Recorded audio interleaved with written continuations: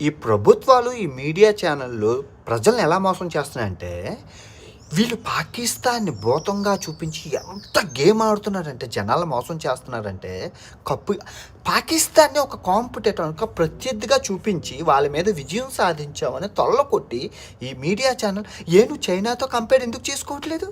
China ఏమో అమెరికాతో పోటీ పడి కంపేర్ చేసుకొని, ప్రపంచంలోనే అగ్రశక్తిగా ఎదుగుతుంటే, మనం పాకిస్తాన్ లాంటి దేశాలతోని ప్రత్యర్థిగా చూపించుకొని సంకలు గుద్దుకొని గవర్నమెంట్ మీడియా ఛానళ్ళు భూతంగా చూపించి ఎంత రాజకీయం చేయట్లేదండి. ఒలింపిక్స్‌లో చైనా 150 పథకాలు సాధించింది. మన ఇండియా ఎన్ని సాధించింది? మొన్న జరిగింది కదా! ఒక్కటి కూడా రాలేదు కదా! నువ్వెందుకు కంపేర్ చేసుకోవట్లేదు? పాకిస్తాన్ అట్టడి దరిద్రమైన దేశం. పాకిస్తాను, బంగ్లాదేశు, ఈ ఆఫ్ఘనిస్తాన్ ప్రపంచంలోనే వరస్ట్ దేశాలతో కంపేర్ చేసేసుకొని సంకలు గుద్దుకొని తొల్ల కొట్టి మీసాలు ఎగరేసి మీడియా ఛానళ్ళు, ప్రభుత్వాలు ఎంత మోసం చేస్తున్నాయి. చాలా తప్పు. మనం కంపేర్ చేసుకోవాలి చైనా లాంటి అభివృద్ధి దేశాలతో, అంతేగాని పాకిస్తాన్ లాంటి దరిద్రగొట్టే దేశాలతో కాదు.